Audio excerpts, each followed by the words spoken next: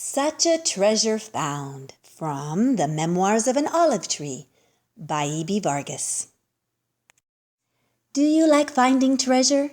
Pirates aren't the only ones who get to have all the fun. Would you rather find gold or find jewels?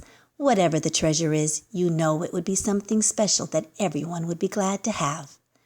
Ollie, the olive tree, remembers a traveling son who found such a treasure.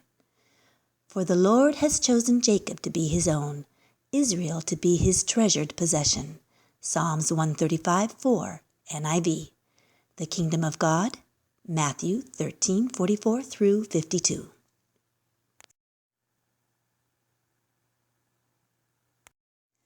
The rising sun shone over the father's shoulder as he stood on his dirt.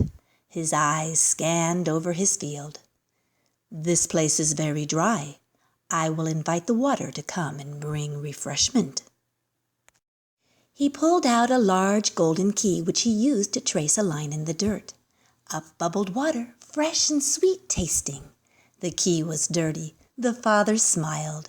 Okay, willing one, I'll wash you now so you shine again. He dipped the key in the spring. The key glowed demurely. This is a good place for grass, tall and green, he decided.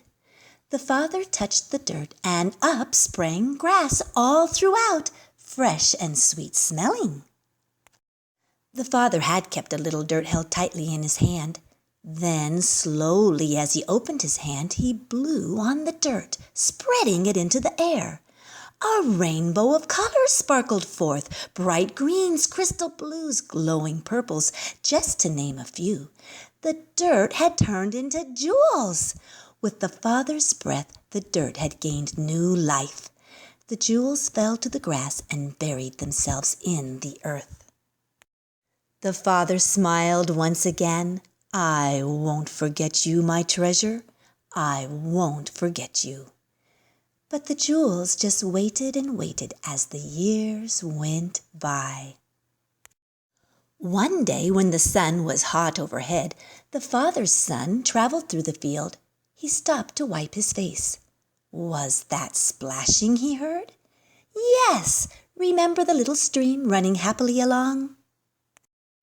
The son sat down and drank from the coolness of the water. But something sparkled in the ground across the way. Even though the son was very tired, he got up and walked toward the shine. What glistened so much? He picked it up.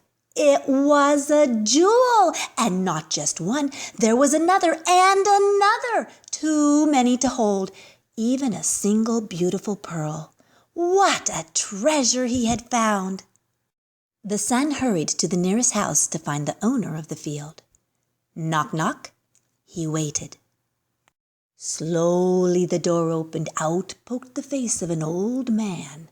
What do you want? Why are you here? The crackly voice spoke in the dark. Please, neighbor, I want to know if you are the owner of this fine field. I would like to buy it. The son waited. Now, the neighbor didn't really care about the field, but he was a greedy man. You can't have that field. It would cost you everything you have. The son remembered how the field sparkled with treasure. Gladly was his reply. He joyfully went and sold all he had and bought that field. Now the son was the owner of all that treasure. He could give it to his father, who had a chest. The father opened the chest in which to place the treasure.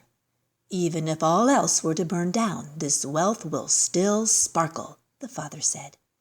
The treasure was happy, the son was happy, the father was happy. The father took out his large golden key. Key, allow no one to open this chest or harm what I value. The key took his job quite seriously. The key locked up the chest. Many, many years passed. The sun was setting. The day was ending. The father had some fishermen out on a lake. They had let down a huge net. All kinds of fish had entered, so many it was bursting full. It took great strength to pull the net to shore. As the day got darker and the night got cooler, a bonfire was needed.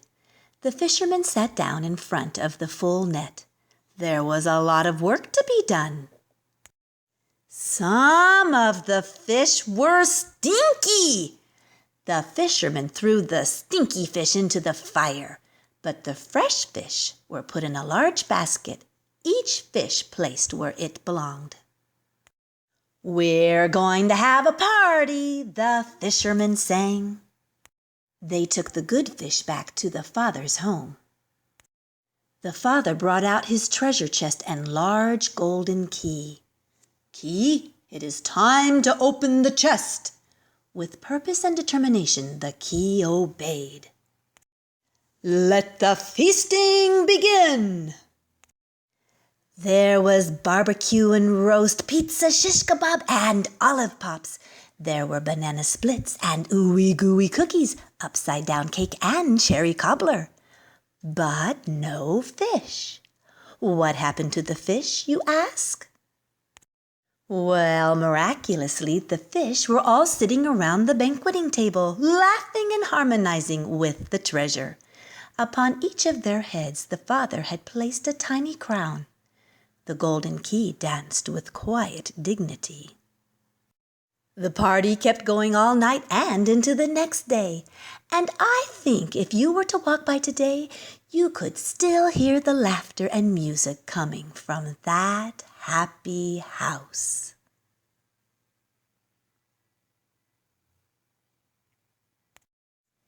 Visit memoirsofanolivetree.com.